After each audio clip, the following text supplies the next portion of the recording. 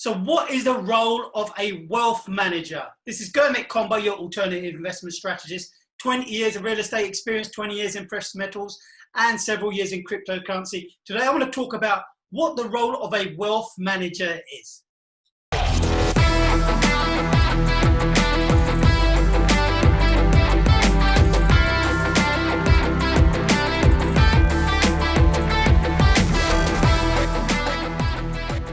So a wealth manager, well, the title kind of gives the indication of what a wealth manager's role is. It is to manage other people's wealth, to advise them, advise them onto which investments they can make, which are going to benefit them. But this is not necessarily the case all the time. You have many people within the wealth management industry who actually do not care whether or not the client makes money because they are on a commission. Yes. So a lot of wealth managers and a lot of financial advisors, not all of them, a lot of them, many of them, have a structure where they get paid regardless. It's almost like they're a broker, right? So a broker gets paid regardless. A stockbroker, for example, who's advising a client, they get paid their fees and they make money regardless whether or not the stock goes up or down. So obviously a financial advisor, a wealth management company will be advising people on financial investments. But they make money regardless because they get a fee anyway. And usually if the client makes money, then they get a percentage of the fee involved. So of the profits that they get a fee from that as well. So they got what we call double bubble, they get both. However, if the clients lose money, then the wealth management company don't pay out. It's like a win-win for them. Now there's wealth management and there's fiduciaries. Fiduciaries are completely different. I'm just going to quickly go over to the Investopedia definition of what a fiduciary is.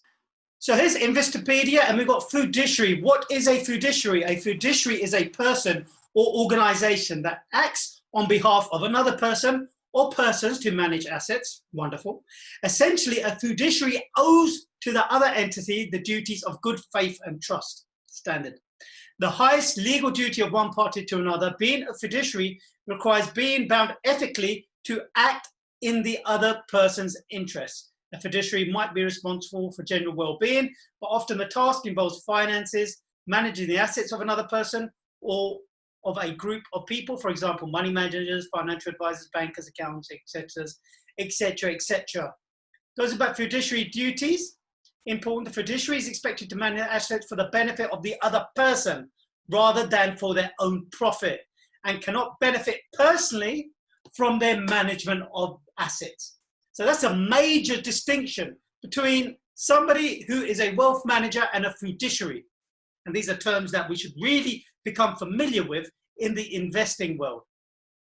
You should ask anybody who's going to be handling our assets, are you a fiduciary?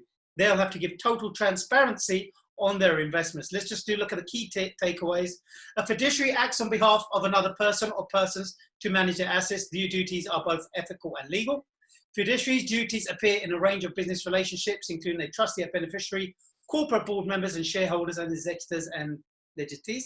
An investment fiduciary is anyone with legal responsibility for managing somebody else's money, such as a member of the investment community of a charity. And here we go. Registered investment advisors have a fiduciary duty to clients. Broker-dealers just have to meet the less stringent suitability standards, which doesn't require putting the client's interests ahead of their own. So most people, when they get approached by financial advisors or wealth management companies, they may be brokers hiding under the guise of we're giving you financial advice. These guys will make money regardless whether or not their clients make money or lose money. And if the clients make money, then they'll make even more money on top. So it's pretty good advice, I would say, to take to stay away from anybody who doesn't have your best interests at heart when it comes to you increasing your wealth. Definitely. You wouldn't go to a doctor who would give you an inferior medicine now, would you? If you knew that there was a doctor and you can get the best medicine there, you'd want to go to that doctor. You want to go to a doctor who's going to give you an inferior medicine or misdiagnose you the same way. when looking for wealth management, please be on the lookout for fiduciaries. Fiduciaries have no commission, no interest in you becoming involved. There is a fee involved between you both, but they will not benefit. And if that's if it's pre-agreed between you both. However, they have no interest in that particular investment. I remember in my very early days of property coming across mortgage advisors who were getting people into their offices and making them remortgage their homes, take out 2 or 3 mortgages on their existing properties just so they could get the fees from them.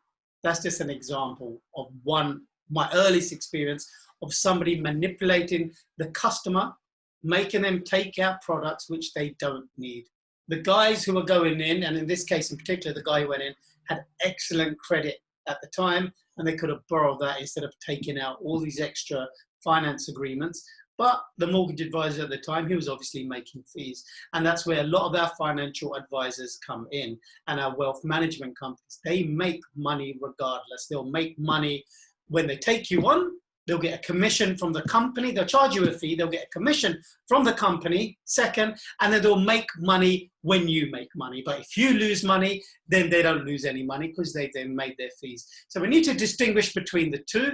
More importantly, it's also excellent to take your own wealth management into your own hands using precious metals and new digital money. We are moving to a cashless society now. We are very fastly moving to a cashless society, and the #1 decentralized cashless means of payment is going to be globally a cryptocurrency. And if you're still unsure about cryptocurrency, I have an audio doc on it, and it will help you get started. It costs $1.99, yes, $1.99 less than the price of a cup of coffee. I'm going to stick a link in the bio here. You can click on it and check it out. In the meantime, stay safe, stay blessed, and just watch who you give your money to invest on your behalf.